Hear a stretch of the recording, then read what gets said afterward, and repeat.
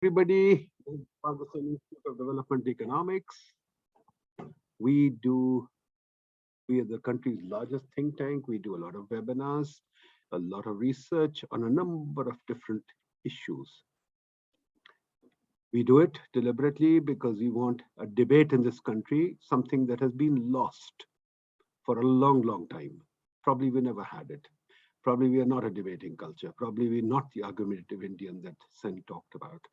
हमारे यहाँ बस टीवी और मीडिया पे कॉलम्स लिखते हैं लोग, मीडिया पे सॉरी न्यूज़पेपर पे कॉलम्स लिखते हैं, टीवी में लोग आके लड़ते हैं और बुरी तरह लड़ते हैं और एक दूसरे को गालियां देते हैं. तो that's the nature of a debate. Issues तो हम बिल्कुल डिस्कस ही नहीं करते. तो PID is the only place जहां आपको इश्यूज पे डिस्कशन मिलेगी. हम इश्यूज पिकअप करते हैं, उन पे बाकायदा डिस्कशन करते हैं और रेगुलरली करते हैं. कल हमने यूनिवर्सिटीज पे किया था, the crisis in universities, how bad universities are and we should talk about them. Today we are going to take up the issue of civil service, the CSS exam process, and the questions of merit, bureaucracy, and transparency. As all of you know, the PIDE is very strong on asking for a reformation of the colonial institutions.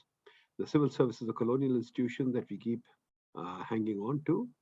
So this is a very important issue for us. So that's why we are very happy to talk about this issue. Now, Umar Chima Saab, a well-known journalist, well-known Pakistani journalist, he initiated this discussion. He came out with some findings, which he'll talk about just now, कि civil service में क्या हुआ है, ठीक है? तो उमर चीमा साहब को हम पहले फ्लोर देंगे. उसके बाद डॉक्टर रमीज अहमद हैं, director general from the FPSC. उसके बाद सलीम रांझा साहब हैं, former federal secretary, well known civil servant. So the issue here is कि सिविल सर्विस का एग्जाम जो लॉर्ड मैकॉले ने बनाया था 1860 में, जो अभी तक चला जा रहा है, जो हम इतने नाहिल हैं कि हम अभी तक उस एग्जाम को नहीं ठीक कर सके, समझ सके कि वो एग्जाम करता क्या है. जो बच्चे साल साल लगा के अमेरिकन हिस्ट्री रट के या कुछ और हिस्ट्री रट के, कोई जनरल नॉलेज रट के सिविल सर्विस में आ जाते हैं, फिर वो तेल को चलाने की कोशिश करते हैं, फिर वो डेवलपमेंट करने की कोशिश करते हैं, फिर वो पता नहीं क्या करते हैं. तो मुझे समझ नहीं आती कि ये निज़ाम क्या है. But I will not speak much. Let me go to Umar Cheema to set the subject up. Umar sahab, please go ahead. Hi, thank you doctor साहब. ये वेबिनार ऑर्गेनाइज करने के हवाले से, इस इशू पर डिबेट करने के हवाले से, एज अ बैकग्राउंड, जो डॉक्टर साहब जो डिबेट का जिक्र कर रहे हैं, या वो आर्टिकल जिधर से ये वेबिनार का ख्याल आया, वो इनफैक्ट मैंने एक CSS के कैंडिडेट के हवाले से लिखा था कि वो कोशिश कर रहा है ब्यूरोक्रेसी का हिस्सा बनने के लिए, लेकिन उसको ये सिस्टम किस तरह डील करता है उसको एक्सपीरियंस पहले से होना शुरू हो गया. लड़के ने CSS का एग्ज़ाम दिया और वो इंग्लिश ऐसे में फेल हो गया, और उसके बाद उसकी स्ट्रगल शुरू हो गई. उसके लिए इनफैक्ट ये एक शॉक था, यानी कि उसको ज़ूम होगा कि वो नहीं फेल हो सकता. तो उसने एप्लीकेशन दी थी कि मैं रीचेकिंग करवाना चाहता हूँ.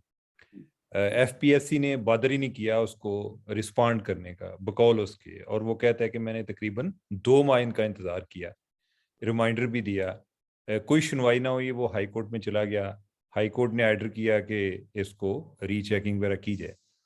फिर उसको FPSC ने एक जो है ना, एक उसको जवाब दे दिया जी कि रीचेकिंग हुई है और बस कोई नंबर वगैरह आपके उतने ही है. उसने कहा जी कि मुझे सर्टिफाइड कॉपी चाहिए अपने आंसर शीट की. तो एक नई स्ट्रगल शुरू हो गई. FPSC ने दोबारा उसको कोई अहमियत नहीं दी उसकी दरखास्त को, जब तक एक और हाई कोर्ट से आर्डर ना आया. तो हाई कोर्ट के आर्डर के बाद भी उसको को हेल्प ना मिली, और वो बंदा आगे उसने RTI के ज़रिए, राइट टू इन्फॉर्मेशन के ज़रिए ये एप्लीकेशन दे दी. फिर भी कुछ ना हुआ, तो वो पाकिस्तान इंफॉर्मेशन कमीशन के पास गया. अब पाकिस्तान इंफॉर्मेशन कमीशन ने इस सिलसिले में आर्डर दिया है कि उसकी आंसर शीट है और ये उसका राइट है, और ये राइट जो है ये तो इंटरमीडिएट लेवल तक भी है कि अगर कोई बंदा अपना पेपर चेक करना चाहे, वो देखना चाहे तो वो देख सकता है. तो आप उसको राइट ये क्यों डिनाई कर रहे हैं? तो ये यहाँ से बात शुरू हुई। फिर ये है कि और उसमें लोग किस किस तरह यानी कि और क्या हिस्ट्री है इंग्लिश ऐसे में फेल होने की, और ये सिस्टम में क्या प्रॉब्लम्स हैं, ये भी इन मौज़ूआत का भी अहाता मैंने अपने आर्टिकल में किया है। लेकिन ये है कि जो ही डिबेट आगे चलती है फिर हम साथ साथ उन पर बात करते जाएंगे। साहब, thank you very much, very kind of you. आपने ये बताया हमें, बहुत शुक्रिया जी। तो मसला क्या है यहाँ, ये है कि जो सिविल सर्विस का एग्जाम है उसमें ट्रांसपेरेंसी कम है, और उसमें जो ये भी क्लैरिटी नहीं है कि चेकिंग कैसे होती है, और उसकी वजह से लोग परेशान रह रहे हैं और लोग ये बातें कर रहे हैं, और उसकी वजह से कोर्ट में भी केस जा रहा है। तो ये तो बड़ी अफसोस की बात है जी। रमीज अहमद साहब, आप क्या इस पे कहेंगे? रमीज अहमद साहब हैं एफपीएससी से, कोई है? मैं रमीज बोल रहा हूँ sir. Am I audible? You are audible. आवाज आ रही है सर? आवाज आ रही है जी, बोलिए। जी सर, पहले तो अस्सलाम वालेकुम जनाब, सर आपको भी और ऊपर चीमा साहब को। सर आपका आर्टिकल मैंने भी पढ़ा। आपने वो जो जो आपकी ऑब्जर्वेशन है वो टोटली बेस्ड ऑन फैक्ट्स नहीं थी।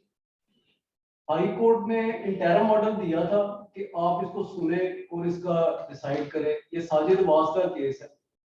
हमने उसको कमीशन ने सुना और उसको कहा जी कि रूल्स परमिट नहीं करते। रूल सब रूल 28 है, रूल 16 का, ये कैबिनेट के अप्रूव्ड रूल्स हैं, नोटिफाइड हैं। Answer books are secret documents, ये can not be shown to the candidate. उसको हमने रिप्लाई कर दिया। हाई कोर्ट ने हमारी रिप्लाई सुनने के बाद उसका केस डिसमिस कर दिया। उसने ये चीज हाइड की, इंफॉर्मेशन कमीशन को नहीं बताया कि मेरा केस जो है ये हाई कोर्ट डिसमिस कर चुकी है। नए सिरे से एक ही सब्जेक्ट पे दोबारा लिटिगेशन में पीआईसी पे चला गया। पीआईसी ने 2 ऑर्डर कर दिया कि इसको आप आंसर बुक्स प्रोवाइड करें। उसके अगेंस्ट में रिव्यू पिटीशन मैंने फाइल कर दी है। क्या वजह है कि हम उसको नहीं दे सकते? ये मेरे पास वो डॉक्यूमेंट है जो कैबिनेट का अप्रूव्ड है, नोटिफाइड है। We are bound to obey the rules and regulation approved by the government, federal government. Federal government mean prime minister and the cabinet. You know it very well.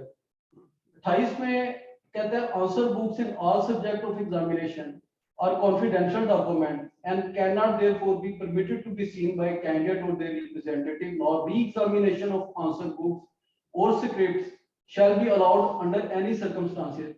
A candidate desirous of getting his marks awarded by the examiner recounted may submit his request for the purpose within 1 month for the date of issuance of the result, along with a treasury challan of 500 rupees per paper for recounting his marks.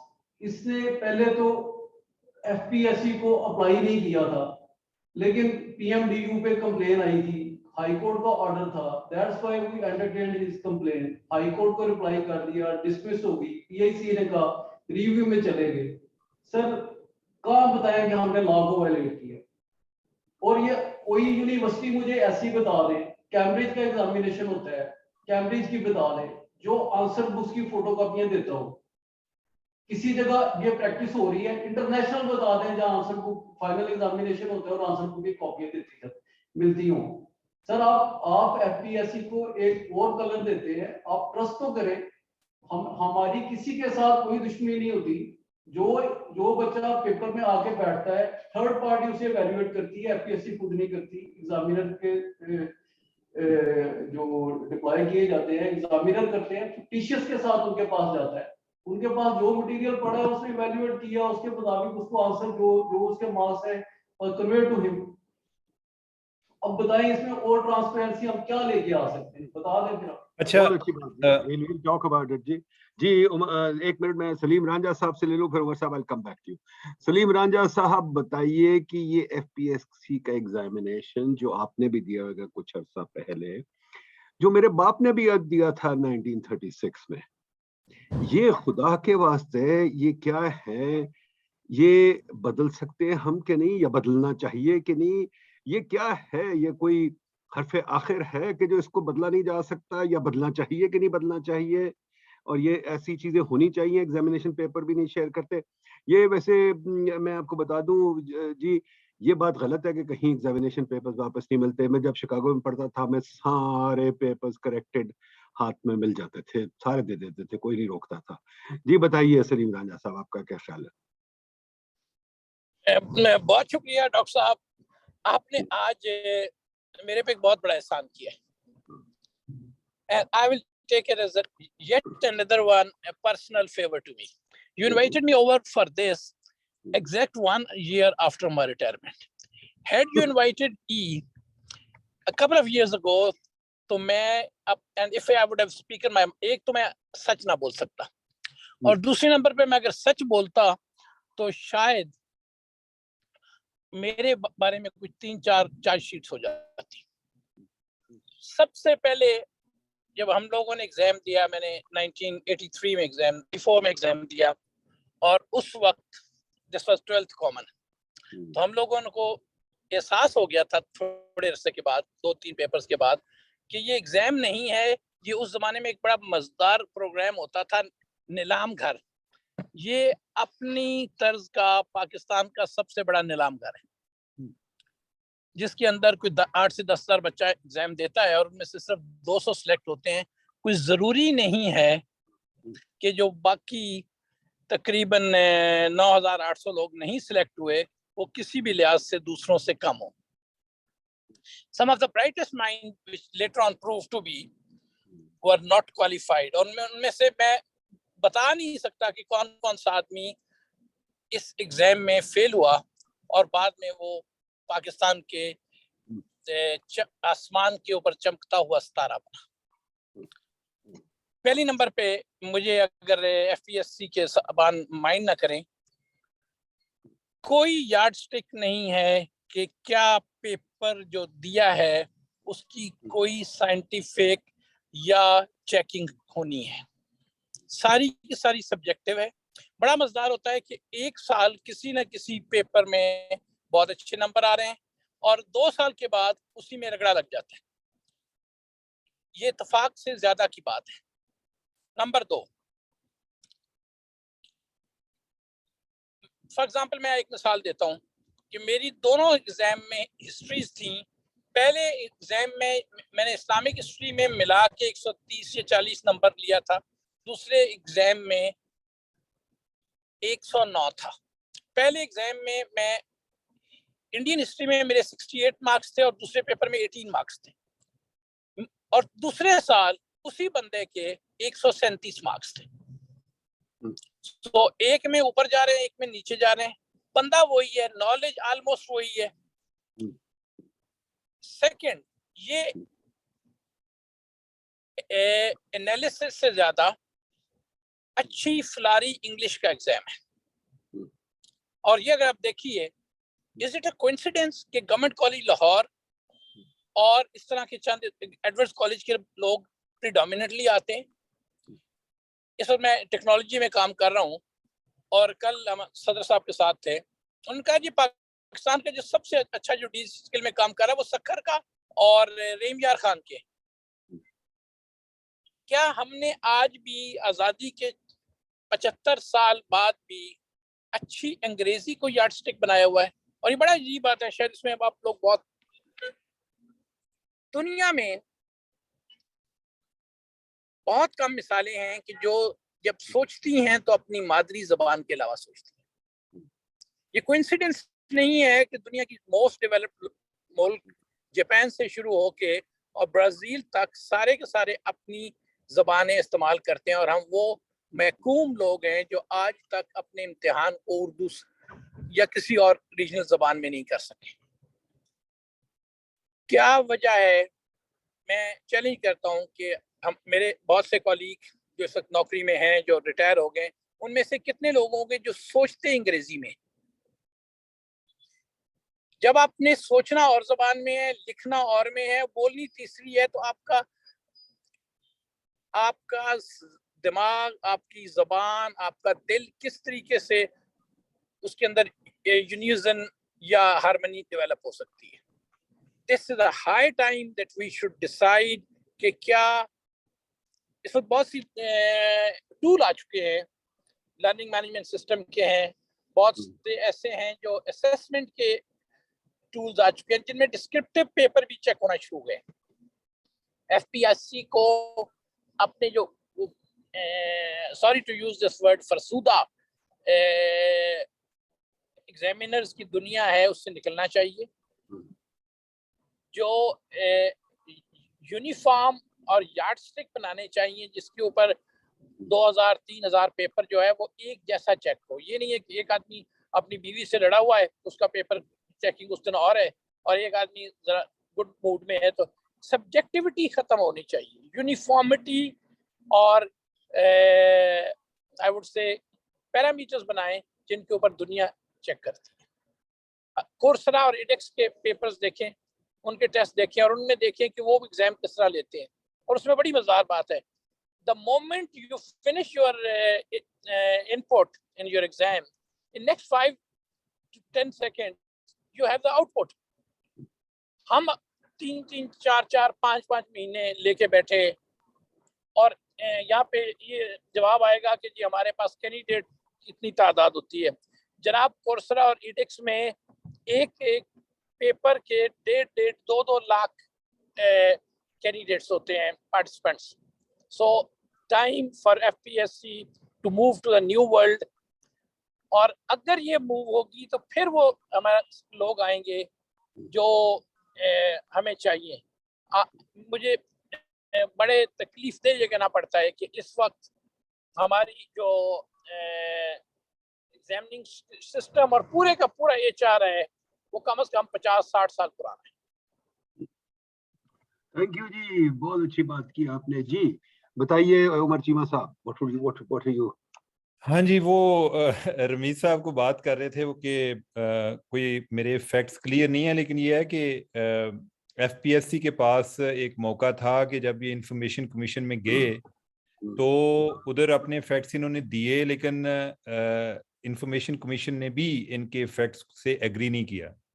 अच्छा, और फिर ये बात कर रहे थे ना, आप तो इंटरनेशनली बता रहे थे इनको, अपना एक शिकागो का एक्सपीरियंस बता रहे थे, यानी कि इधर इंटरमीडिएट लेवल पर अगर किसी ने पेपर अपना देखना हो, आंसर शीट देखना हो तो उसको मिल जाती है।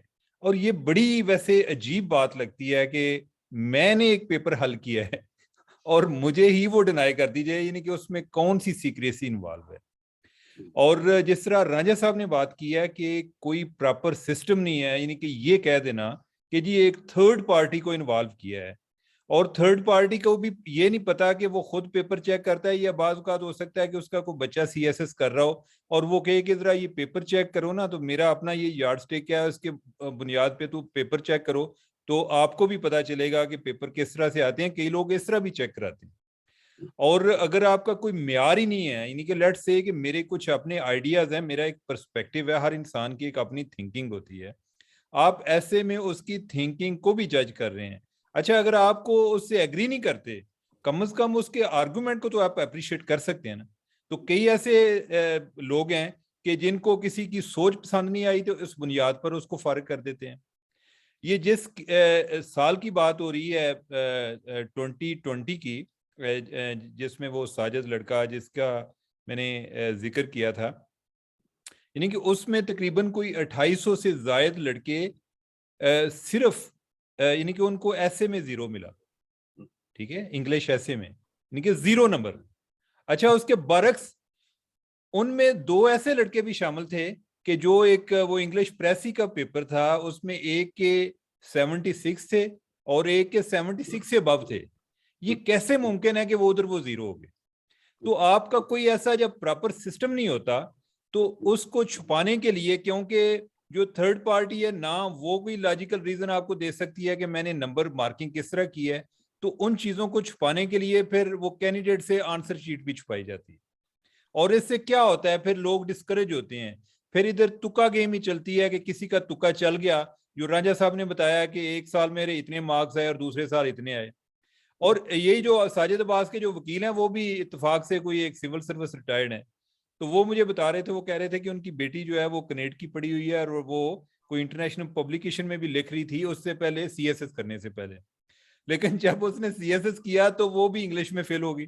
जब उन्होंने रिप्रेजेंटेशन में गए तो वो कोई उस टाइम इन्होंने कहा जी कि नहीं, आप नेक्स्ट टाइम जब आप देंगे ना तो नेक्स्ट टाइम हम कंसिडर करेंगे।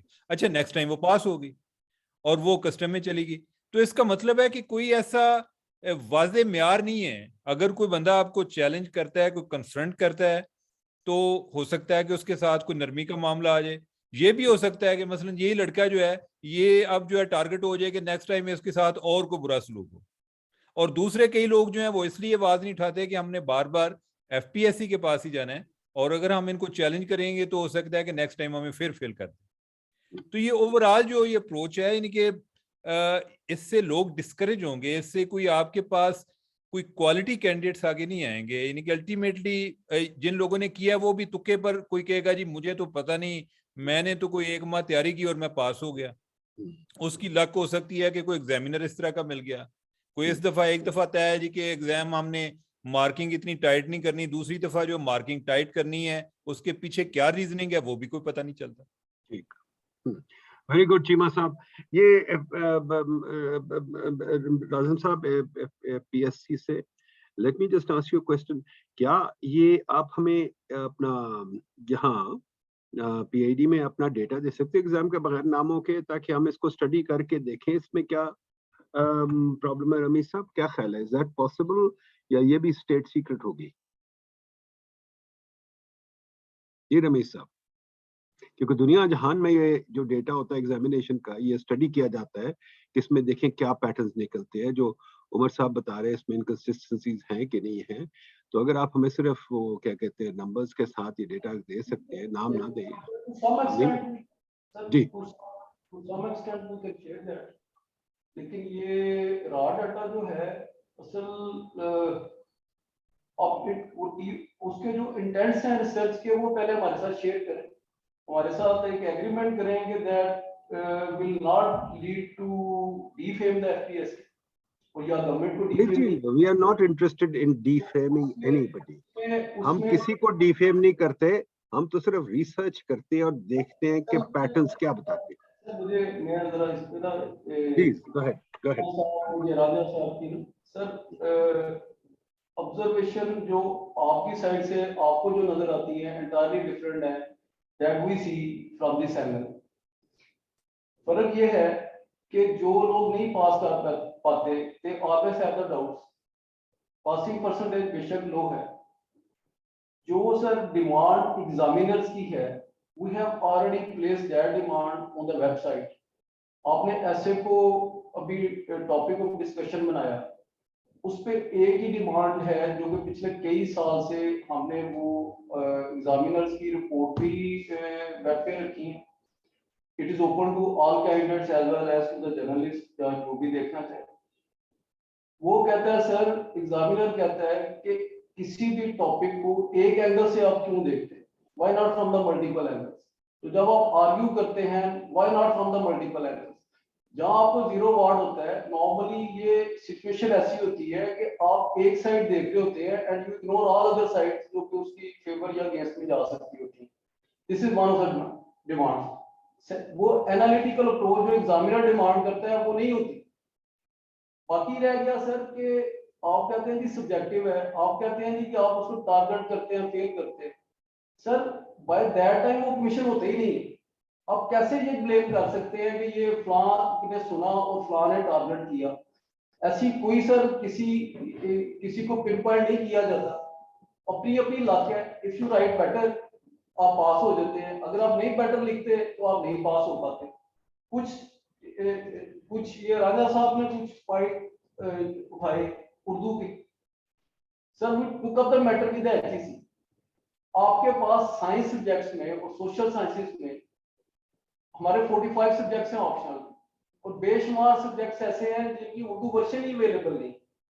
सर आप देखिए ना, पहले आप ग्राउंड रियलिटी देखें ग्रेजुएशन पे कि आपको हमारा जो बेसिक थ्रेशोल्ड है वो ग्रेजुएट है। ग्रेजुएशन में क्या आपको सारे सब्जेक्ट उर्दू में अवेलेबल? क्या उर्दू कंपलसरी आपको अवेलेबल है? नहीं अवेलेबल सर। ये FA तक है, आपको ग्रेजुएशन में उर्दू अवेलेबल नहीं है कंपल्सरी सब्जेक्ट, आप कैसे यहाँ पे कंपल्सरी इंट्रोड्यूस करा देंगे जब तक आप अपना ग्रेजुएशन सिस्टम ठीक नहीं करते। सर आपने कहा जी कंप्यूटर चेकिंग, सर माना बिल्कुल दुरुस्त है, कैम्ब्रिज में कंप्यूटर चेकिंग होती है, प्री डिफाइंड पैरामीटर्स होते हैं, आपने यानी देखें ह्यूमन माइंड को आप कैप्चर नहीं कर सकते या कोई इससे बेटर भी लिख सकता है। Argument is the basic thing जो कि एग्जामिनर उसका चेक करता है। हम भी हमारी बेशुमार रिफॉर्म इन हैंड है, वो सॉफ्टवेयर भी अवेलेबल है, हम भी ये कर सकते हैं कि 8-10 वर्ड जो कैम्ब्रिज करती है हम भी उस एक टॉपिक के फ्यू वर्ड्स कंप्यूटर में फीड कर दें, जिसने वो वर्ड लिखे होंगे उसको हाईएस्ट मार्क्स मिल जाएंगे, लेकिन वो आर्ग्यूमेंट नहीं चेक कर पाएगा। आपने कहा जी निजाम फरसूदा है, सर इस पे उनको फरसूदा लगता है, who are unable to pass that examination. आपने कहा जी कि यूनिफॉर्मिटी नहीं है, सर ये जो 3, 4, 5 मार्क्स लेते हैं वो उसकी वजह ही यूनिफॉर्मिटी है कि एक एग्जामिनर अपॉइंट करते हैं, एक एग्जामिनर चेक करता है, वही वो सारी करता है। और ये एलिगेशन आप कह सकते हैं दूसरे फ्रांस से चेक कराया, फ्रांस से चेक कराया, जब हमारे पास उसके साइन शुदा उसकी एक हर बुक की बुकलेट के ऊपर उसके मार्क्स और वैल्यूएशन उसकी सारी की सारी उसके हाथ के लिखी आती है, हाउ वी कैन से कि किसी और ने वो लिखी है जब वो हैंडराइटिंग उसकी होती है। बाकी सर वो जो आपने पीएससी में आर्गुमेंट कहा जी, वो सर ये लीगल प्रोसेस है, आपने एक सुना रिव्यू होती है, we have the right to go to the high court, we have the right to go to the supreme court, तो जब तक इसकी फाइनल डिसीजन नहीं आता है इट्स सब जुडिस, इट्स अर्ली टू से कि भी फाइनल डिसीजन हमारे फेवर में आता है या आपके फेवर में आता है। बाकी सर इसमें स्टेक होल्डर है 4-5, अकेली एफपीएस मसलन अगर आप कह रहे हैं कि निजाम चेंज करना है तो अकेला यानी एफपीएस ही चेंज नहीं कर सकता, पहले तो कमीशन की एक बॉडी है, यू नो सर, डॉक्टर साहब नईमुल हक साहब, नदीमुल हक साहब जानते हैं, कमीशन के 11 मेंबर्स हैं सर, यहाँ थ्रेड बेस्ड डिस्कशन होती है, देन एस्टैब्लिशमेंट में जाता है, एस्टैब्लिशमेंट इसके फॉर्म देखती है, उसके बाद ये सर प्राइम मिनिस्टर ऑफिस जाता है, प्राइम मिनिस्टर ऑफिस इसको सारा एग्जामिन करता है, सीसीआईआर इंस्टीट्यूशनल रिफॉर्म वो इसको देखती है, सीसीएलसी देखती है, कैबिनेट में जाता है। सर गवर्नमेंट की अपनी रिक्वायरमेंट्स है, मुमकिन है कि जो बंदा आईटी सेक्टर में एक्सेल कर गया, मुमकिन है वो गवर्नमेंट के लिए जिन पैरामीटर्स पे उसको सेट किया गया मे बी वो उस पे पूरा नहीं आ रहा, या मे बी वो उस पे एक्सेल नहीं कर सका, तो ये ह्यूमन कैपेबिलिटीज है, किसी जगह वो एक्सेल कर सकता है, किसी जगह नहीं एक्सेल कर सकता, तो ये कह देना कि भी निजाम फरसूदा है सर, ये यानी ये एक स्वीपिंग स्टेटमेंट है जो आप तो कह सकते हैं लेकिन सारी गवर्नमेंट तो नहीं कहती। कभी गवर्नमेंट के किसी इदारे ने या फिर 5-6 स्टेक होल्डर है, कभी उनकी रिजर्वेशन आई ऐसी जो आप कह रहे हैं, तो मैं ये कहता हूँ इसको आप दूसरे एंगल से भी देखें कि इंस्टेड के सिर्फ ये देखें कि जो बच्चा फेल हो गया सिर्फ उसी का राइट नहीं है, जो पास हुए हैं, जो इस पे टॉप की है, जो मेरिट के ऊपर आ रहे हैं, उनका भी राइट है, उनसे आप transparency you can discuss with them, उनकी सेटिस्फेक्शन लेवल भी आप देख सकते हो। सर होपफुली मैंने ट्राई की है, मैंने जो नहीं, थैंक यू वेरी मच जी रमीज साहब, you did a very good job, बिल्कुल ठीक कह रहे हैं आप, but quite frankly questions remain के why do we hold Lord Macaulay's system so closely to our chest? एक पुराना सिस्टम जो बर्तानिया ने भी रिजेक्ट कर दिया है, जो सब जगह से रिजेक्ट हो चुका है, सिर्फ हम ही रखे बैठे हैं। जी शिरानी साहब बताइए। Let me bring in people from the floor. Shirani साहब, can Shirani साहब hear me?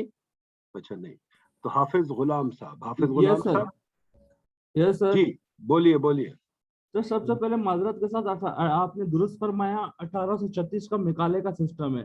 General recruitment FPSC की आप चेक कर ले सर, एमसीक्यूज बेस्ड होता है, इनका एमसीक्यूज बेस्ड जो जनरल रिक्रूटमेंट की बात कर रहा हूँ, जो टीचर आप अपॉइंट होना चाह रहे हैं, ठीक है सर, उसमें ये क्या होता है, उसमें ये होता है इवन आप जो है ना खाली पर्चा जाके दे के आ जाएं, ये टिक मार्क खुद से कर देते हैं 72%, और आपको कोई पता नहीं होता कि आपके कितने नंबर आए। ठीक, आपको कोई पता, अभी जाके इन्होंने रिसेंटली एक वो मिसाल जो बेहतर यूनिवर्सिटीज होती हैं उसमें आपको पता चलता है कि आपके इतने ऑफिशियली डिक्लेयर होता है आपके इतने नंबर्स आए, आपने इतने करेक्ट किए हैं, इतने रॉन्ग किए हैं सर, इस पे भी सर जरा नजरसानी की जाए। ठीक है जी, ठीक है। इवन हमारे दोस्त ये गुलाम साहब, हाफिज गुलाम साहब बोलिए। जी अस्सलाम वालेकुम। जी जी मेरी आवाज आ रही है? जी आ रही है, बोलिए बोलिए। जी मेरा ये सवाल था FPPS से कि अभी जो ये इस दफ़ा रिजल्ट आया है उसमें जो टॉप की पोजीशन आई है उनके जो पासिंग मार्क्स इंग्लिश में है वो 40 हैं। पोजीशन होल्डर हैं और 40 पे पास हैं। अगर एक नंबर भी उनका कम होता तो वो फेल होते। इसी तरह मैंने देखा है कि एक कैंडिडेट है उसका स्कोरिंग मार्क्स है 600, यानी कि अगर एक नंबर भी उसका कम होता तो वो शायद इंटरव्यू के लिए उसको कॉल ना किया जाता। अच्छा, उसके 600 मार्क्स हैं, उसके इंटरव्यू में 220 मार्क्स हैं और वो फॉरेन सर्विस में एलोकेट हो गया है। तो ये इंटरव्यू में नंबर देने का यानी कि क्या क्राइटेरिया है कि एक जो टॉपर के 3 हैं उनके इंटरव्यू में नंबर कम है और जिसके 600 हैं उसके 220 हैं और जो टॉप पे आए हैं उनके ऐसे में 40 हैं, अगर उनका एक भी कम होता तो वो फेल होते। यानी कि ये भी एक ट्रेंड है कि जो पास है ना वो 40 पे पास है, इससे आगे नहीं है। तो ठीक है जी, इसमें वेरी वाक़ई गुड, ऐसे में बहुत कंसर्न है। Very good. जी शाह साहब बोलेंगे? शाह साहब नहीं है, चलिए शाहिद हेलो साहब। सर, जी अस्सलाम बोलिए। वालेकुम। शाहिद, शाह नहीं सर, हाँ, शाहिद। शाह भी कोई बोल रहा था, चलिए शाहिद साहब। अच्छा सर, थैंक यू जी, thank you for all for joining. अच्छा, इन्होंने रमी साहब ने 3-4 चीज़ों का जिक्र किया एंड होपफुली इस वक्त उमर चीमा साहब भी मौजूद हैं। तो रमी साहब ने उन्होंने कहा कि जी ये रूल्स हैं, ये लॉज है। मैं तो बड़ा खुश होता कि अगर लॉज और रूल्स और सब कुछ ये चीज़ें फॉलो की जाती। Since I have been through the process myself and let me just clarify, मैं पास कर लिया था, आई डेंट फेल। क्योंकि वो रमी साहब ने कहा कि नहीं ये जो फेल हो जाते हैं इस तरह वो करते हैं, ऐसी कोई बात नहीं है। मैं एक दो एग्जांपल्स दे देता हूँ मिसाल के तौर पे। और अगर ये कह रहे हैं कि जी कोई यहाँ पे इशू नहीं है और बड़ा क्लीन बड़ा जबरदस्त सिस्टम है, I am sorry to say that is wrong. Here I will give you an example and I have at least 5 और 6 ऑफ देम। एक केस आया था 2016 का, डिप्टी रजिस्ट्रार थे नेशनल इंडस्ट्रियल रिलेशन कमीशन के, NIRC के, ठीक है जी। उसकी रिक्वायरमेंट में वो इश्तिहार मेरे पास पड़ा हुआ है। उसकी रिक्वायरमेंट ये थी कि 2 साल कम से कम तजर्बा होना चाहिए as a practicing lawyer, right sir. जो 4 सिलेक्ट हुए उनमें से कोई भी एक प्रैक्टिसिंग लॉयर नहीं था and this case is still in the high court. फिर अगर रमी साहब से मेरी रिक्वेस्ट होगी फिर ये भी बता दें कि अगर वो लॉज को इतने फॉलो करते हैं तो ये मुझे बताएं कि ये जो कॉन्फ्लिक्ट ऑफ इंटरेस्ट एक चीज होती है कि आपके मेंबर जो है वो जाके पढ़ा रहे होते हैं वहाँ पे ये जितनी भी एकेडमीज हैं और फिर बैठते हैं उन्हीं कैंडिडेट्स का इंटरव्यू भी करते हैं जो कि एकेडमीज में पढ़े हुए हैं। तो सर ये कोई इलीगैलिटी आप लोगों को नजर नहीं आती? इसके बारे में क्या ख्याल है? Thank you.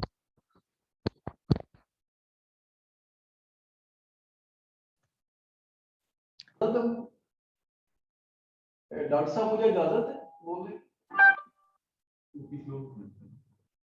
अब्दुल्ला बोलिए, सॉरी बोलिए बोलिए बोलिए अबैदुल्ला साहब। सर मैं 2 पॉइंट बना यहाँ रेज करना चाह रहा हूँ। पहले तो ये कि why we are sticking with graduate, मतलब जो है ना जी जो मिनिमम लेवल रख रहे हैं एजुकेशन, व्हाई नॉट MPhil और PhD? क्योंकि ये तो 40 इयर्स पहले हुआ था जब मतलब मैक्सिमम डिग्री ग्रेजुएशन थी पाकिस्तान में, उससे हायर डिग्री अब PhD तो जरा ज्यादती है ना यार, आप भी ज्यादती कर रहे हैं। अच्छा नहीं सर मेरी बात है। अच्छा दूसरा पॉइंट ये कि मतलब देखें हमें हर फील्ड में जहां भी चाहिए हमें स्पेशलिस्ट चाहिए, एक्सपर्ट चाहिए। तो हमें मतलब हर फील्ड में अगर फॉरेन ऑफिस में बंदे रखने हैं मतलब जो फॉरेन मतलब उसका एक्सपीरियंस हो, एक्सपर्ट हो, उसका मतलब उसके लिए अलग से मतलब अनाउंस होने चाहिए। जो हमने टैक्स के लिए रखने हैं उनके लिए मतलब टैक्स जिनकी एक्सपर्टी हो वो रखने चाहिए और उनका एग्जाम भी उसी के मुताबिक होना चाहिए, मतलब जो है उन्हीं को मतलब related to that field rather than taking general exam from everyone। ठीक है जी, ठीक है, स्पेशलिस्ट हो गया, आगे बताइए। पर ये 2 पॉइंट्स बस ठीक है जी, great, thank you. Saleem Ranjha sahab बताइए। ये तो सिस्टम को पता नहीं क्या अजीब सिस्टम आप लोगों ने बनाया हुआ है और जो हुकूमत में इतनी गड़बड़े हैं वो मेरा ख्याल इसी सिस्टम की वजह से हैं, but yet nobody wants to talk about it. Irshad sahab tried for many 3 years और फिर चुप करके चले गए, कुछ भी नहीं हुआ रिफॉर्म। सलीम रांझा साहब आपका क्या ख्याल है? डॉक्टर साहब मैं एक गुजारिश ये करना चाहूंगा कि आज की दुनिया में ये बिल्कुल एग्जैक्टली इस तरह का एग्जाम वो जो होता है ना, जबी जुम्बत न जुम्बत गुल मोहम्मद, जब तक एक ओवरऑल ये जो एफपीएससी के लोग आए हुए इनका कसूर नहीं है, ये तो इनको टूटे फूटे लाज दिए गए, इन बेचारों ने उसको इम्प्लीमेंट करना है। जब तक तब्दीली नहीं आती, और हम तब्दीली का नाम तो बड़ा लेते हैं लेकिन वो तब्दीली आती नहीं है। गुजारिश ये है कि जब दुनिया की बेस्ट यूनिवर्सिटीज अपने ऑनलाइन कोर्सेज पे चली गई हैं और MIT में पिछले 150 साल में उन्होंने 1.5 लाख उनके एलुमनाई 1.5 लाख से कम है, उनका आज का एक कोर्स जो है वो 1.5 लाख से ज्यादा है। हम क्यों नहीं उसी को स्टैनफोर्ड के, MIT के, हार्वर्ड के, जहाँ पे माइक्रो मास्टर्स और इवन PhD पे जा रहे हैं वो लोग, हम उनके असेसमेंट सिस्टम क्यों नहीं लगाते? बदकिस्मती ये है कि जो एक बड़ी मजेदार सेइंग है कि Pakistan, Islamabad is only 13 kilometre away from Pakistan. Pakistan की कंपनियों ने ऐसे असेसमेंट बना, रेड मार्कर कंपनी है जिन्होंने HSC का 50,000 डिस्क्रिप्टिव पेपर चेक कर लिया है ऑनलाइन, और आज FPSC मुझे ये बता रहा है कि जी कोई तरीका नहीं है। मैं अपनी मिसाल देता हूँ, ये गेन मैं किसी और की मिसाल नहीं देना चाहूंगा। मैंने जब 12th कॉमन में एग्जाम दिया तो मेरे 5 पेपरों में 35 से कम थे और 5 में 60 से ज्यादा थे। कोई मुझे लॉजिक दिखा दीजिए, एक कैंडिडेट वो 50 में 35 से कम नंबर उसके हों और 50 जो दूसरे 5 पेपर हैं उनमें उसके 60 से ऊपर हों। 549 रिटर्न में थे, जो आज के हिसाब से मैं फेल था। 220 इंटरव्यू में थे। अगले साल एग्जाम दिया, 688 रिटर्न में है, 17 ऐसे में है। अगर 16 होते हैं तो मैं आज एक आपके सामने बातें ना कर रहा होता, और आज तो मेरे ख्याल में FPSC वाले कह रहे होंगे यार इसको 15 दे देने थे, बातें तो ना करता। नेक्स्ट इंटरव्यू में वही बंदा जिसको एक साल पहले आपने 220 दिए हैं उसको 150 नंबर दे दिया। मुझे गिव मी वन लॉजिक, एक आदमी जो सुपर परफॉर्म कर रहा है एक फील्ड में, दूसरी फील्ड में वो किस तरीके से ऑर्डिनरी फील कर रहा है, और सेम डे हमें ये सिस्टम बदलना है, आज भी बदलना है, और इसको हमें साइंटिफिक टेक्नोलॉजिकली जो दुनिया कर रही है उस पर जाना चाहिए। ये जो है ना जी के XYZ को पेपर दे दिए, उसने अपनी मर्जी से चेक किया, कभी इस्लामियात में फेल कर दिया, कभी अंग्रेजी में फेल कर दिया, कभी एक और टॉपिक उठा दिया। ये इस तरह दुनिया नहीं चलती। देखिए सिंगापुर किस तरह कर रहा है, मलेशिया किस तरह कर रहा है, साउथ अफ्रीका के जो सिविल सर्विसेज है कमाल है, फ्रांस का देखिए, जस्ट रेप्लिकेटेड। हमने अभी तक वही बुर्ज मेर इकट्ठे हुए हैं जिनकी दुनिया वो इकबाल ने कहा था कि सुरमा है मेरी आंख का खाके मदीना और नजफ, जिनकी आज भी ब्रिटिश ऑफिस किसी दिमाग निकल नहीं रहा और आज भी रूल नंबर X और Y नंबर कोड कर रहे हैं। Please have a heart. देखिए दुनिया अपने असेसमेंट सिस्टम में कहाँ चली गई है, दुनिया रिक्रूटमेंट में कहाँ चली गई है। फॉर एग्जांपल मैं एक बड़ी मजेदार चीज कहूंगा जी, गूगल दुनिया की जो 10 टॉप फॉर्च्यून 500 है उनमें से 8 IT की हैं, और IT की गूगल माइक्रोसॉफ्ट ने एजुकेशन को कैटेगरी 1 से उठा के 7 और 8 पे डाल दिया है। दे से कि जी we need skill, we are not bothered about whether you have a degree of that chapter और नॉट। यहाँ पे हम अभी तक उन्हीं चीजों में पड़े हुए हैं और हम उन पे डटे हुए हैं। मैं तो I can only sympathize with them. जो होते हैं ना, बाज दफा कुछ लोग जब समझने से इनकारी हों तो वो अपनी बात पे डट जाते हैं और समझते ही नहीं है। उनके बारे में तो सिर्फ मैं कहना नहीं चाहता, उनके बारे में तो कोई ट्रीटमेंट की जरूरत होती है।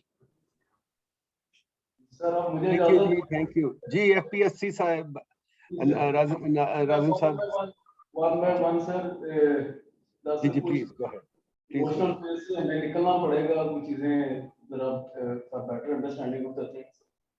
सर हमने सिर्फ FPSC तो एक साइड पे है, 7-8 जो जिसपे कैरियर बेस एग्जामिनेशन है, इंडिया है, फ्रांस है जहाँ से आपने इनहेरिट किया, UK है, मलेशिया, सिंगापुर है।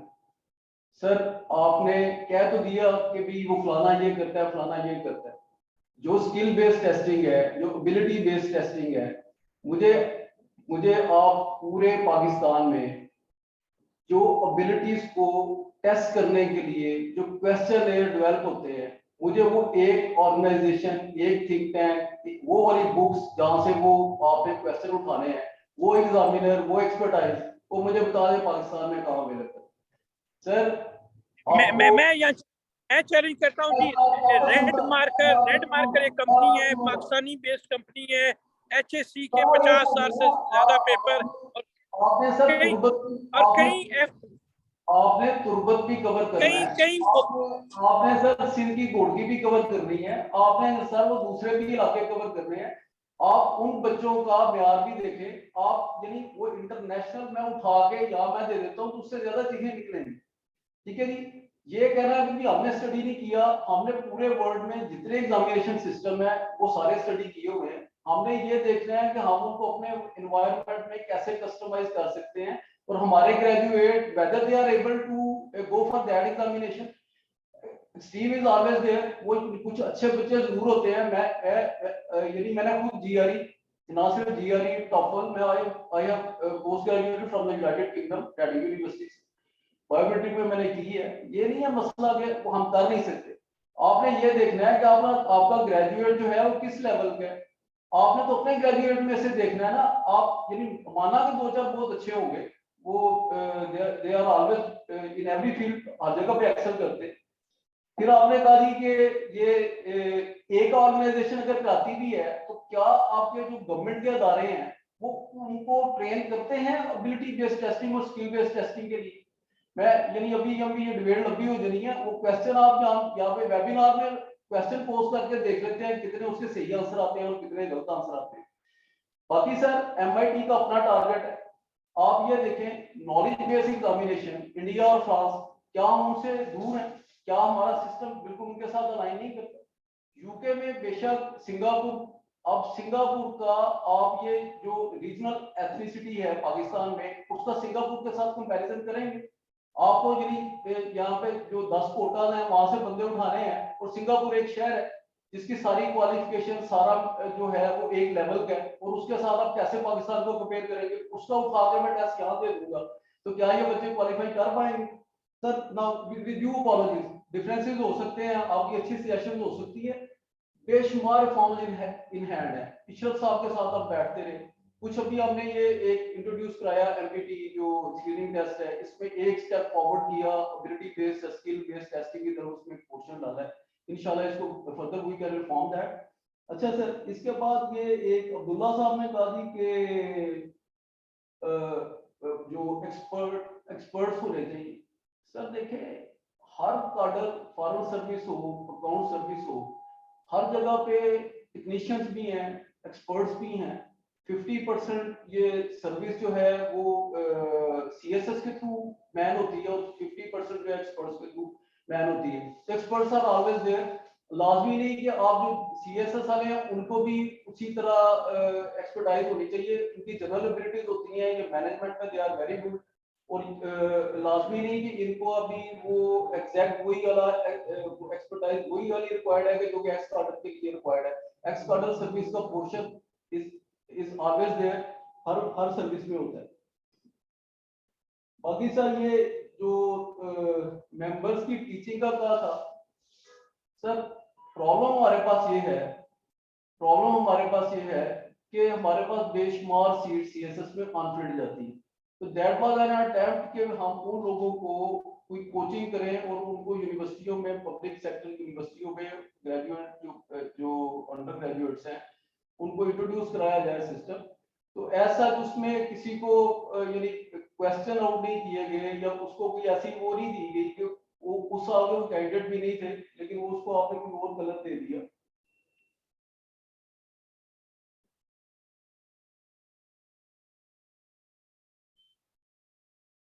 ये जो लायर वाला था, ये जो शाहिद साहब ने कहा, सर अगर वो हाई कोर्ट में है तो जरा इंतजार कर लें उसके डिसीजन का, देन वी विल सी कि क्या क्या उसका जजमेंट क्या आती है, देन वी विल अकॉर्डिंगली देख लेंगे गलती हमारे एंड पे है या दूसरे एंड पे है। ठीक, आप कुछ कहना? थैंक यू जी। उमर चीमा साहब।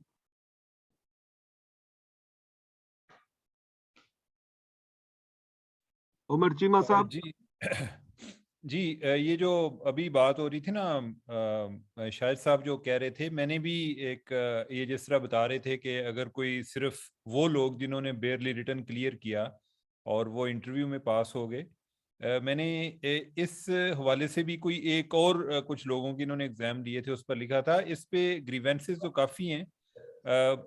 अगर रमीज साहब जो बता रहे हैं कि इन्होंने रिफॉर्म्स की हैं, उनके बारे में हमें कुछ बता पाएं कि क्या रिफॉर्म्स हैं, ताकि कुछ आइडिया हो कि क्या उससे ये जो ग्रीवेंसेस हैं ये एड्रेस हो जाएंगी या ये सिलसिला यानी उससे अनरिलेटेड है। तो इस बारे में अगर वो बता सकें तो।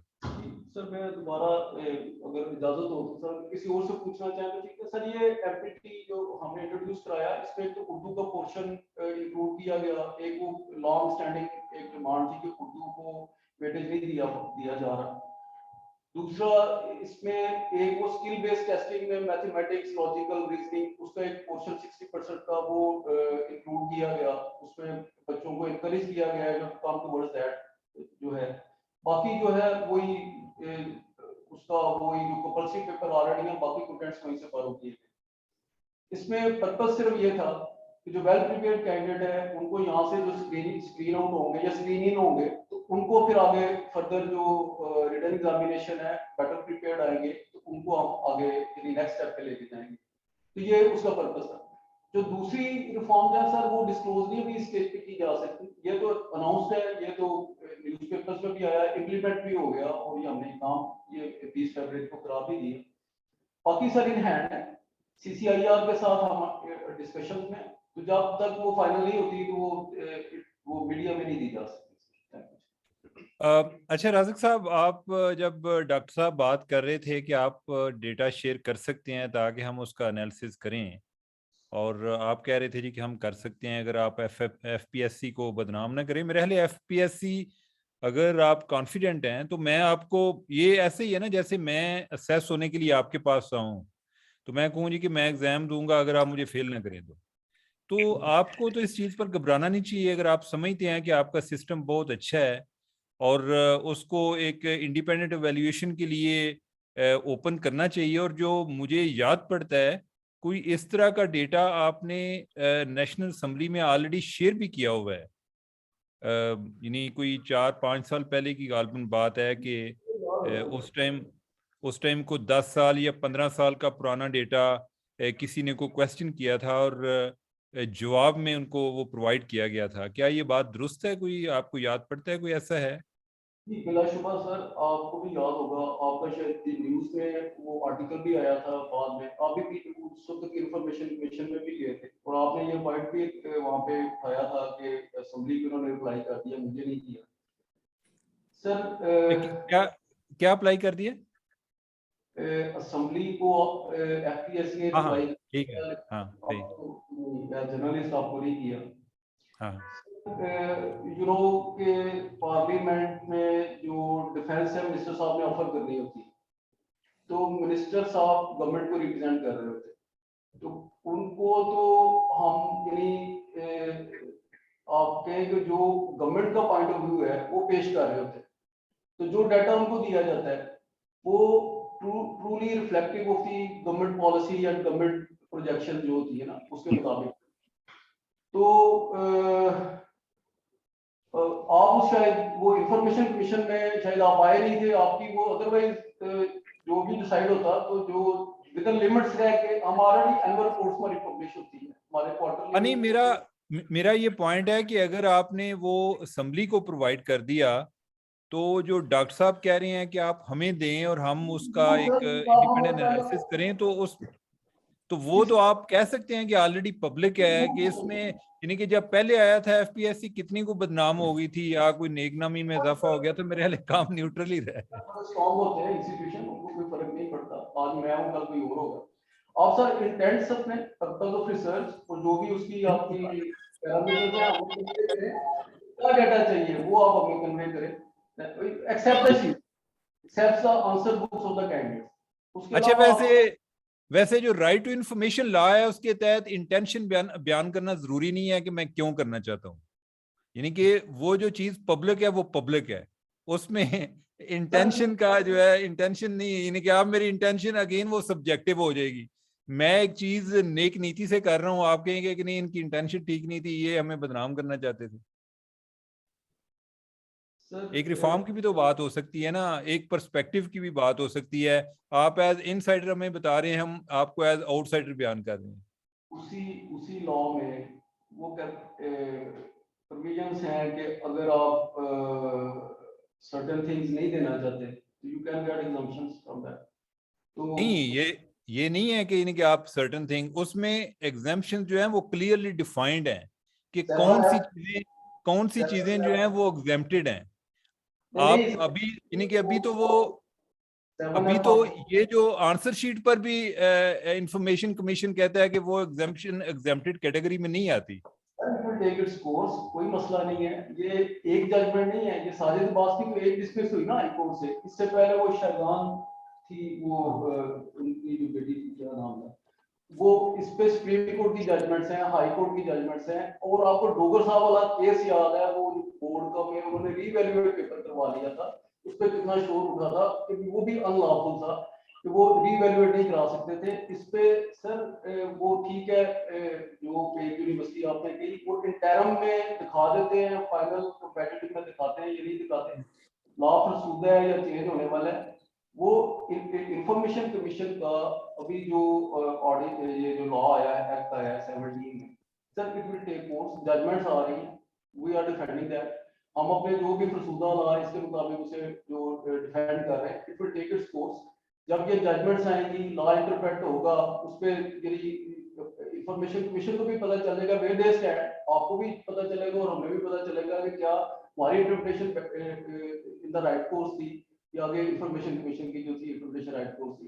सर वेट करें, विद 6 मंथ्स, एक साल में ये विल टेक, जो भी फाइनलिटी लेगा फिर देख लेंगे। और उसमें एग्जम्पशन है, मिनिस्टर इंचार्ज कर सकता है, एग्जाम कर सकता है, ठीक है जी। और हम तो नॉर्मल सारे डिसीजन कैबिनेट में लेके जाते हैं, कैबिनेट के होते हैं हायर देन द मिनिस्टर, एक वो फोरम है जिससे ज्यादा हायर है।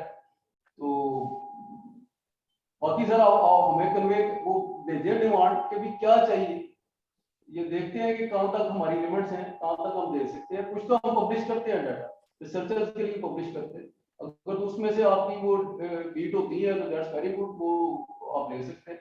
लेकिन वो एक और चीज मेरी आपसे थी कि देखें सर, रॉ डाटा जो है वो कोई ऑर्गेनाइजेशन नादरा देती, कोई रॉ डाटा नहीं देता। ये हमें जो ये रिक्वेस्ट आती है ना, ये लाइब्रेरीज है, वो कहता है कि मुझे फलाने कैंडिडेट के वो जो उसने इनकम डिक्लेयर की वो मुझे बता दे, जो फलाने कैंडिडेट ने ये किया वो मुझे बता दे। वो अपने से कंसर्न रखते हैं, लाइब्रेरीज को तो राइज ना करें। तो वो इश्यूज हैं, लेकिन आप हमें डिमांड में दें, और ये डिसीजन मेरे लेवल पे नहीं होना, कमीशन को हम ऑलरेडी अनाउंस कर चुके हैं, कमीशन को हम भेजते हैं, आपकी रिक्वेस्ट आगे चली जाएगी, कमीशन पे वो जाहिर है कि चेयरमैन की डिस्क्रिप्शन है, कमेटी को भेज देते हैं, और जो उस पर डिसीजन आएगा वो जो आपसे बात हो रही है, इनफैक्ट वो प्राइवेट इंफॉर्मेशन की बात नहीं कर रहे, जो आप जिसका एग्जांपल दे रहे हैं ना कि एक राइवलरी में भी लोग एक दूसरे का पूछते हैं, नादरा की जो आप रेफरेंस दे रहे हैं वो भी प्राइवेट इंफॉर्मेशन की बात हो रही है। इनफैक्ट जो डॉक्टर साहब कह रहे थे वो ओवरऑल एक जो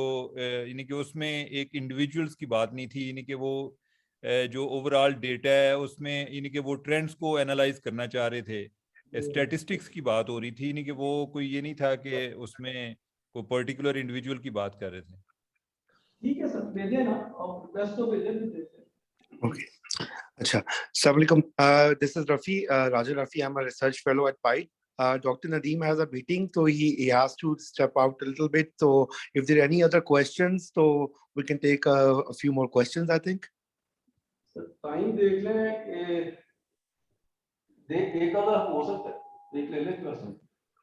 Okay. So I think there are a couple of people who have raised their hands. So if we can, let's say, there's Shah Saab here. It says Shah. Can we have unmute his mic, please? जी अस्सलाम वालेकुम sir, thank you so much for allowing me to ask a question. Sir मेरा FPSC की जैसे ये माशाल्लाह उनके representative भी हैं, तो एक सवाल था, अक्सर रिक्रूटमेंट में कुछ मेंशन होते हैं, कहीं आपकी बैचलर्स डिग्री मेंशन होता है जहाँ पे आपके बिजनेस एडमिनिस्ट्रेशन भी होती है, इंजीनियरिंग भी होती है, एमबीए भी होते हैं, सिविल भी होते हैं, मतलब डिफरेंट डिपार्टमेंट से। तो इसके पीछे क्या लॉजिक होती है? या तो सिंपल लिखते हैं बैचलर्स और मास्टर डिग्री जो है रिक्वायरमेंट है। ये जो मेंशन होती है डिफरेंट डिफरेंट डिपार्टमेंट, जिसमें आपकी इंजीनियरिंग भी आ जाती है, आपका बिजनेस एड भी आ जाता है, आपके साइंसेस सोशल साइंसेस के भी आ जाते हैं, तो और पोस्ट वो एक होती है, तो इसके पीछे क्या लॉजिक होती है? This is what I just want to ask. ये जो स्पेसिफाई होती हैं क्वालिफिकेशंस, ये 3-4 जगह से पहले तो मिनिस्ट्री इसको प्रपोज करती है एस्टैब्लिशमेंट के थ्रू, फिर एफपीएससी करती है। सर यू नो कि कुछ जनरल डिग्रीज हैं जो कि एचईसी के साथ जो यूनिवर्सिटी चार्टर्ड है या रजिस्टर्ड है वो करती हैं, कुछ पीईसी के साथ चार्टर्ड है, कुछ पीएमसी मेडिकल कमीशन के साथ है, तो उनके नोमेनक्लेचर डिफरेंट है। तो एफपीएससी एज ए यार्डस्टिक, जहाँ तो जनरल क्वालिफिकेशन मांगी होती है वहाँ तो जस्ट मास्टर डिग्री मांगी है, वहाँ पे फिर वो एमबीबीएस बीई प्लस वो जो 4 ईयर ऑनर्स डिग्री, वो सारे एलिजिबल होते हैं। It is according to the nature of the post. अगर वहाँ पे स्पेशल डिग्री मांगी है, स्पेसिफिक डिग्री मांगी है, तो डिग्री लिखी जाएगी। अगर जनरल सॉर्ट ऑफ क्वालिफिकेशन है तो जनरल सॉर्ट ऑफ लिखी जाएगी। इस तरह एक लॉन्ग प्रोसेस है और एचईसी से हर स्टेप पे कंसल्टेशन होती है, उनके एडवाइस के मुताबिक ये क्वालिफिकेशन जो प्रेस्क्राइब की जाती हैं, और बाद में अगर कोई डिस्प्यूट है तो we refer it to the HEC, और एचईसी की फिर मैंडेट भी उनके ही बनता है। राजा साहब, मेरे ख्याल है अभी जो 3 लोग जिन्होंने हैंड रेज किए हैं, अगर आप इनके इकट्ठे क्वेश्चन ले लें ताकि कंक्लूड हो जाएगा। बिल्कुल, आई थिंक इसमें सैम जावेद साहब हैं, अंदलीब अख्तर हैं और मुश्तबा हैं। अगर आप तीनों अपने इसी ऑर्डर के अंदर अपने क्वेश्चन दे दें ताकि हम we can answer those. Sam Javed sahab. Sir can I speak now? जी जी। अस्सलाम वालेकुम सर, मेरा सबसे बड़ा जो कंसर्न है एफपीएससी का, इंग्लिश जो वो बहुत हॉली कॉ है एफपीएससी की, और हर कोई एग्जामिनेशन होता है एफपीएससी का, उसके अंदर इंग्लिश एक प्राइमरीली उसका एक प्रीपोंडरेंट शेयर होता है हर एग्जामिनेशन के अंदर। लेकिन सर जितना इडियोटिक प्रोसेस इंग्लिश को जज करने का एफपीएससी का ना, आई थिंक कि शायद पूरी दुनिया के अंदर कोई भी पोस्ट कॉलोनियल सोसाइटी होगी ना, शायद इतना किसी का नहीं होगा। Just because honourable member FPSC यहाँ पर मौजूद हैं, और इन्हीं के मैं एग्जाम जैसे 2021 का इंग्लिश प्रेसिडेंट कॉम्पोजिशन का पेपर था ऑब्जेक्टिव पार्ट का, मैं 4-5 यहाँ पर सवालात यहाँ से पूछ लेता हूँ, एंड मोस्ट प्रोबेबली इंशाल्लाह ही wouldn't know the answer, because एक आप जीआरई को देखें सर, हमारे पास एक जो यार्डस्टिक है, हम लोग स्टैंडर्डाइज्ड टेस्टिंग की हम बार बार बात कर रहे हैं, जीआरई के बारे में ये लोग अक्सर ये जो इनके ब्यूरोक्रेट्स पढ़ा भी रहे हैं कि जीआरई के 800 वर्ड्स को रट्टा लगाकर आ जाएं, उससे आपका सीएसएस का इंग्लिश प्रेसी का पेपर पास हो जाएगा। तो फ्रैंकली स्पीकिंग जीआरई ने कोई वर्ड लिस्ट पब्लिश नहीं की ऑफिशियली। डिफरेंट जो टेस्ट मेकर्स हैं उन्होंने अपनी लिस्ट को बनाया हुआ है, और इंग्लिश आपकी फंक्शनल इंग्लिश को वो चेक कर रहे हैं कि how the person is adapt at the functional level, कि एकेडमिक इंग्लिश को कितना ये बंदा अंडरस्टैंड कर सकता है। जो इनका इंग्लिश को सर जज करने का तरीका है, वो अभी तक इसको एक या असर्टिवली मान लेना कि हम लोग वही कॉलोनियल सोसाइटी हैं to whom it mean concern, कि हम लोग इंग्लिश आपसे डिमांड कर रहे हैं जिसके अंदर आपको लेटर टाइपिंग आपको आनी चाहिए। तो सिंपली सर ये स्टेनोटाइपिस्ट के एग्जाम्स यहाँ पर लिखना शुरू कर दें, ये सीएसएस के एग्जाम इनको फिर लेने की जरूरत नहीं है। इसके लिए फिर मेरा ख्याल है हम आउटसोर्स कर देते हैं कुछ स्टैंडर्डाइज्ड टेस्टिंग की किसी सर्विस को, बाकी भी हम लोग अपनी पूरी पॉलिसी मेकिंग हमारी आउटसोर्स्ड है, तो इंशाल्लाह कोई इशू नहीं है। अब ये भी एक बड़ा अच्छा जबरदस्त सिस्टम हो जाएगा कि हम लोग ये भी ईटीएस को आउटसोर्स कर दें, चलो कुछ स्टैंडर्ड तो यहाँ पर सर मेंटेन होगा। और सेकंडली सर आप पीआईडी को यहाँ पर सर रिप्रेजेंट कर रहे हैं, फिर आपसे एक छोटा सा क्वेश्चन होगा, अगर आपको एक प्रोफेसर की सर जरूरत है तो आप 3 साल आज आप सर उसका पब्लिश कर रहे हैं इश्तिहार, और 3 साल के बाद आप रिक्रूटमेंट कर रहे हैं, तो दैट डायरेक्टली मींस कि अगर आज आपने इश्तिहार पब्लिश किया है तो आपके पास इस टाइम प्रोफेसर अवेलेबल नहीं है, that's why you are putting that advertisement in newspaper. Sir FPSC का आपके खुद पीआईडी की रिसर्च पब्लिकेशन है कि it average takes 2 years on general recruitment. इस जनरल रिक्रूटमेंट के अंदर कोई बंदा, मैंने सर एक जॉब के लिए अप्लाई किया हुआ है, I am looking forward to a career position in that. कोई ये नहीं है कि मैं कोई ये इनफॉर्मल सेक्टर के अंदर मैंने जॉब नहीं करनी कि आज मैंने एक बंदे के घर ड्राइवरी का काम कर लिया, कल मैं किसी दूसरे की तरफ कर लूंगा। उस 2 साल के अंदर I have to plan all my journey कि either I have to pursue my higher studies, either I have to go for job। जब 2 साल तक यही डिटरमिन नहीं होगा कि मेरा पेपर कब होगा। अब मैंने एग्जामिनेशन के 4 इस टाइम मेरे पास जो है इनकी माशाल्लाह वो पड़ी हुई हैं, 300 रुपए वाली पर्चियां जो हैं, जिसके बगैर पेपर में अपीयर भी नहीं हो सकते, कि वो आपको यानी प्रोसेस अभी आप देख लें कि first of all you have to manually आपने बैंक के अंदर वो पैसे जमा करवाने हैं, उस पैसे जमा करवाने के बाद आपका 6 महीने 1 साल के बाद पेपर होगा, वो 300 रुपए की पर्ची आपने संभाल कर रखनी है और पेपर में you have to produce that पर्ची। अब सर मतलब ये फॉर्मल सेक्टर ऑफ इकोनॉमी के अंदर I look forward to work for government position, और 2 साल तक मुझे डिटरमिन ही ना हो पाए कि जनाब यहाँ पर और उसकी सबसे बड़ी एग्जांपल ये है कि right after my CSS 21 examination, जिसकी भी एक एग्जांपल आपको मैं ये दे लेता हूँ कि सर मैं I was pass in all examination except essay, और मैं गवर्नेंस एंड पब्लिक पॉलिसी का पेपर शायद यहाँ पर ऑनरेबल मेंबर को यहाँ पर पता हो, आई असर्टिवली से, ये मेरा साइम जावेद आप नाम यहाँ पर लिख लें, I was fail in that paper, लेकिन I scored equally in that paper 46 in other exam, जिसको मैं जनरल स्टडीज मेरा उसमें भी 46 आया और क्रिमिनोलॉजी में भी 46 आया, और वो 2 सब्जेक्ट्स वो थे जिसके अंदर आई वाज एक्सपेक्टिंग हायर, और गवर्नेंस एंड पब्लिक पॉलिसी का पेपर वो था जिसमें आप खुद लेमेंट कर लें कि जो आपके बड़े बड़े जो पॉलिसी मेकर्स थे कि this is not a paper for entry level examination for bureaucracy. तो सर ये आपको कोई एक डिफाइंड लोगों की जिंदगियां तबाह हो रही हैं यहाँ पर बैठ के, मैंने पहले अपने मास्टर्स प्रोग्राम के लिए मेरा एडमिशन हुआ, मैंने बाहर जाना था, माशाल्लाह मेरा फिर CSS का रिजल्ट आया, मैं फेल हो गया एसए के अंदर, एक सब्जेक्ट के अंदर, तो मैंने अपनी उस ऑफर को मैंने फॉरगो किया, फिर अचानक MPT आ गया, और MPT के अंदर आप जो कह रहे हैं कि हम तो बहुत एनालिटिकल है, सर आपके MPT के क्वेश्चंस की टाइप्स देख लें, -3 into -3 into -3 मोस्ट, ये हमारे, और 66% पे पास है। मैं यानी कि मैं सुबह मुंह भी धोकर नहीं गया था, और मैं वहां पर 150 क्वेश्चंस मैंने अटेम्प्ट किए थे और मेरा उसमें 141 स्कोर है। तो मतलब क्या इसमें स्टैंडर्डाइज हम लोगों से कर रहे हैं, जिसका क्वेश्चंस ये हैं कि प्राइम मिनिस्टर ने यहाँ का दौरा 21 मार्च को किया, 22 मार्च को किया, 23 मार्च को किया, तो सवाल यहाँ पर ये नहीं बनता कि 21 मार्च, 22 मार्च और 23 मार्च को किया, सवाल ऑब्जेक्टिवली क्वेश्चंस उसको आप thank you so much Sam साहब, आपके क्वेश्चन आ गया। आई थिंक इसमें अब सलीम राजा साहब आप कुछ कहना चाह रहे थे, उसके बाद 2 क्वेश्चन जो हमने कहे थे लास्ट उनको भी हम ले लेते हैं। Do you want to, I see your hand raised. मैं जी इसमें गुजारिश फिर वही करूंगा कि जब तक रवैया नहीं बदलेगा, ये चीजें नहीं, जब तक आज भी रवैया लफ्ज ग्रेजुअली यूज होता है, पब्लिक ओपन कचहरी, ओ भाई वो जो अंग्रेज था जिसकी आप काठे अंग्रेज बनने की कोशिश कर रहे हैं, वो आज से 75 साल पहले जा चुका है। आज का पाकिस्तानी टेक्नोलॉजिकली एजुकेशन में वर्ल्ड बेस्ट यूनिवर्सिटियों में compete करके उनके बराबर के हैं। डॉक्टर नदीम शिकागो में जब थे तो इनके साथ ये अपनी क्लास में वन ऑफ द लीडिंग थे। अब ये नहीं है कि हम महकूम हैं और आज अंग्रेज के काठे नुमाइंदों ने हम पे हुकूमत करनी है।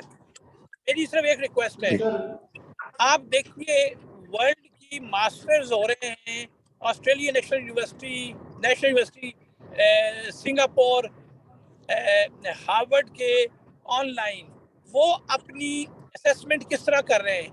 आपने पहले कहा कि जी मुझे बताइए, लाहौर इस्लामाबाद की एक कंपनी है रेड मार्कर, वो HSC और हमारे बोर्ड्स के पेपर सब की डिस्क्रिप्टिव पेपर्स और ऑनलाइन असेसमेंट का सिस्टम बना चुके हैं, लेकिन उसके लिए आपको इन जो हमारे सेक्रेटेरिएट और कमीशन के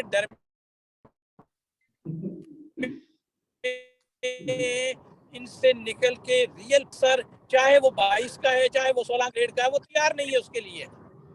उसको पता नहीं कि पाकिस्तान की इकोनॉमी, पाकिस्तान की सोसाइटी, पाकिस्तान की टेक्नोलॉजी अल्लाह के फजलो करम से बहुत आगे जा चुकी है। वो अभी तक वो 2+2 के हमें हमारे, मैं इन पे बिल्कुल क्रिटिसाइज नहीं कर रहा, ये उन रूल्स के मुकैयद हैं। मैं भी आज से कुछ अर्सा पहले यूं ही था, जब अल्लाह ने मुझे वहां से निकाला तो देखा दुनिया और है। हम लोग यहाँ फॉर एग्जांपल हम $500 मिलियन के लिए तरस रहे हैं और IMF और इनके भीख मांग रहे हैं। फातिमा ग्रुप ने कल $1.2 बिलियन का एक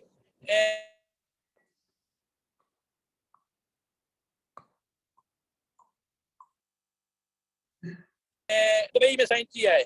एक पाकिस्तानी कंपनी एयरलिंक शोमी के साथ मिलकर क्यों नहीं निकलते, क्यों हम दुनिया को क्यों नहीं देखते? और अगर पाकिस्तान की टेक्नोलॉजी आगे जा रही है तो क्या हमारा कमीशन और हमारा सरकारी इदारे अभी तक वही अंग्रेजी के नोट्स जो लिखे लिखाए हैं माय ओबीडिएंट सर्वेंट, उससे कब तक निकलेंगे? Thank you so much. Thank you so much, Ranja Saab. Sir मुझे क्वेश्चन नहीं और देंगे सर, ये time is already over. Yeah, मैं ये कह रहा था कि आदि questions का time रह गया. If there are any last comments from the other speakers, so kindly so take this time to for your last comments. राजा साहब का view may be absolutely correct है, लेकिन ये अपना व्यू है, ये नॉट नेसेसरीली कि सारी गवर्नमेंट और कमीशन इस पे एग्री करे। Okay. Okay. ठीक है। और ये देखिए सोफर यानी जो हमारे लिए पॉसिबल है, इंशाल्लाह soon computer based testing for एक प्रोजेक्ट चल रहा है, इंशाल्लाह we will come up with a better जो कंप्यूटर्स रिलेटेड इश्यूज है असेसमेंट में, वो आप तक आ जाएंगे, देख लेंगे। सोफर ये जो एक क्या नाम था, साइंस साहब आपके बेशुमार कंसर्न है। बिटर रियलिटी है कि लेट है, जहाँ 5 एग्जाम कराते थे ये 20 और 21 में एक एग्जाम कराया। पहले वो फर्स्ट स्टेप जो है लेटर का वो ही नहीं आ सका, तो बाकी तो बाद में आ रहे थे। तो कुछ बिटर रियलिटीज हैं, कुछ we have taken up with the government और ऑलवेज इन अ स्ट्रगल के इसको जितना शॉर्ट हो सके करें, लेकिन वो मजबूरी ये है कि मैं आपकी तरह वो सारा रोना रो नहीं सकता यहाँ बैठ, जो बॉटलनेक्स है। और सर ये किसी आप अपनी जो राजा साहब अपनी वॉइस जो है आप सर रेज करते हैं, इंशाल्लाह ये अगर इस पे मैंने स्टेक होल्डर शुरू में गिनवा दी है, अगर सारे स्टेक होल्डर इस पे एग्री करते हैं तो रिफॉर्म करनी, reform not for the purpose of reform, अगर उसमें बेटरमेंट आ सकती है तो इंशाल्लाह we will try our best to give that betterment in the examination. Thank you very much.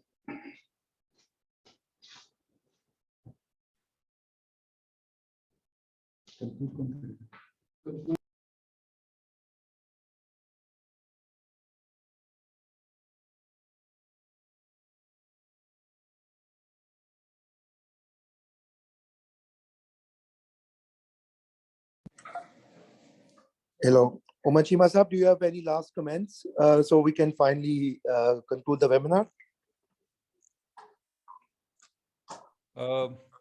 यानी मेरी जो ओवरऑल डिस्कशन के हवाले से मेरी एक्सपेक्टेशन थी उनसे तो बहुत ज़्यादा अच्छी रही, बड़ी फ्रूटफुल रही।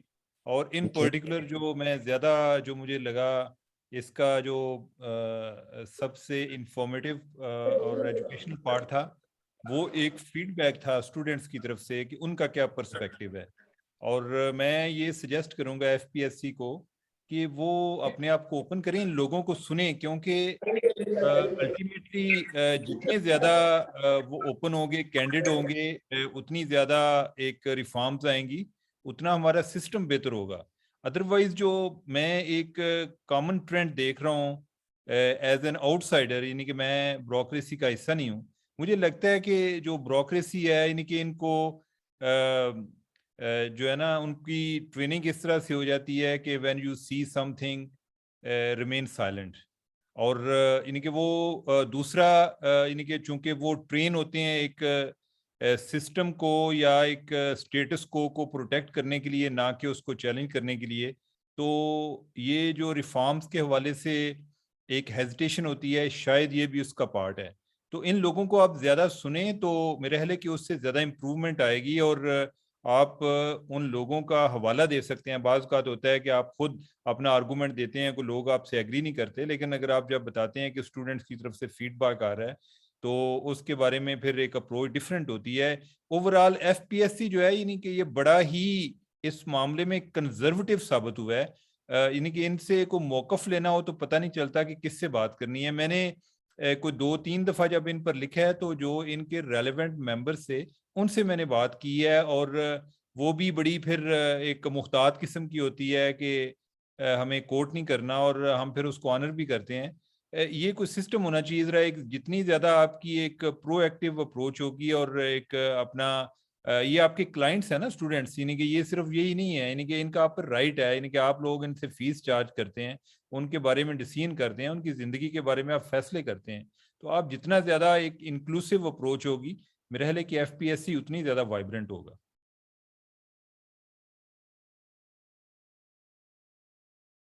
तो राजा साहब, मैं यानी कि मैं इसी पे, मैं तो ओवरऑल मुझे ये डिस्कशन बड़ी अच्छी लगी और मेरा ख्याल है कि इसमें हम सब के लिए एजुकेशन है, स्टूडेंट्स के लिए भी कि FPSC का क्या पर्सपेक्टिव है, हमारे लिए भी, और मेरे ख्याल है FPSC के लिए भी इसमें काफ़ी एजुकेशन है। Thank you so much, Umar Saab. Thank you everybody for coming. Thank you for our honorable speakers. जिनके क्वेश्चंस रह गए हैं, ये this is not a debate जो अब यहाँ पे एंड होगी है, हम इस तरह के वेबिनार्स करते रहेंगे, डिस्कशन क्रिएट करते रहेंगे, तो please keep attending our webinars, so you will get an opportunity to give your comments and ask your questions. Thank you everybody, to particularly the speakers, and thank you for attending the PIDE webinar. Thank you so much. Have a nice day. Thank you for